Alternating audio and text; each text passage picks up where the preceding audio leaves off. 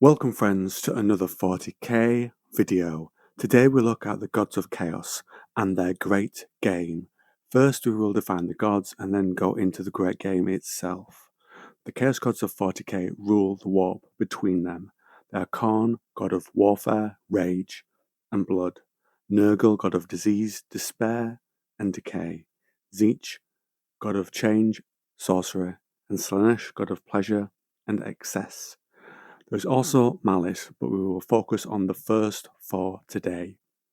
You can see they each have their own area, and this is based on the collective emotions in the warp that came together and found sentience.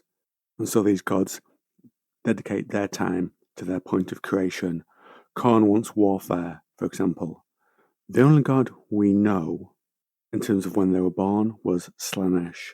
This was from the Eldari, who had a very large galaxy-spanning empire. And so that gives you an idea of the number of people that must believe in something, the threshold that must be passed before a new god is created. I would also like to point out one other thing. In The End and the Death, Part 1, by Dan Abnett, it's mentioned that the gods of chaos were never born, that they believe they have always been. This is due to the time in the warp, which is detached from our reality.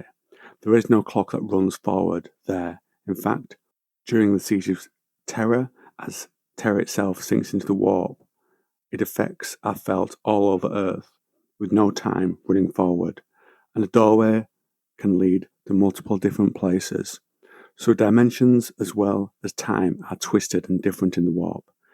I tell you most of this because it's interesting and because I find the idea intriguing. This is the part I was working to get to though. Maybe the gods of chaos could have existed before their birth in the 40k galaxy from the gathering of their followers. Perhaps their moment of birth in 40k is yet to come. Perhaps there has to be a root cause of creation of them in our dimension from which they come forth. But in the warp itself, they have ever been before that point of birth. Just some fun speculation there. Now on with the main topic. You see they have areas of focus, each of the gods of chaos, and they can set aside their rivalry on occasion, such as ending the threat of the Emperor. At this time, they can all be dubbed under the banner of Chaos Undivided, though by its nature this will end at some point, considering the symbol of chaos to represent this. A number of arrows moving out in every direction from a single point, showing alliances are temporary and will shatter in the end. The scope of the powers the gods can call on, their strength, if you will, is drawn from the minds of all sentient beings in the galaxy, their unconscious minds shaping the immaterium. Their strongest followers say Angron for Khorne will grow their strength through their actions, dedicating them to their god. And the gods of chaos are ever on the lookout for suitable candidates to be allies to them. Look, for example, at Khorne and his wooing of Commander Farsight of the Tau. There are gods, and therefore they are creators. They can shape other entities from the psychic energy of the warp and form them into what humans view as demons. These forms coming from what the demons think will scare us, get the reaction that they want from us. Now, as gods and rivals, they have levels, and thus have a loose hierarchy between them. Khorne is considered to be the strongest in M40, with the constant war there leading to blood and sacrifice to him, and this has carried on going back to the start of history. Khorne scorns psychic sorcery, preferring the crunch of bone and the spilling of blood. Tzeentch, though, thrives on it, and it influences many minds across the galaxy with its plots. His vast godly mind always a step ahead of the others playing the great game. He wants to change people's fortunes.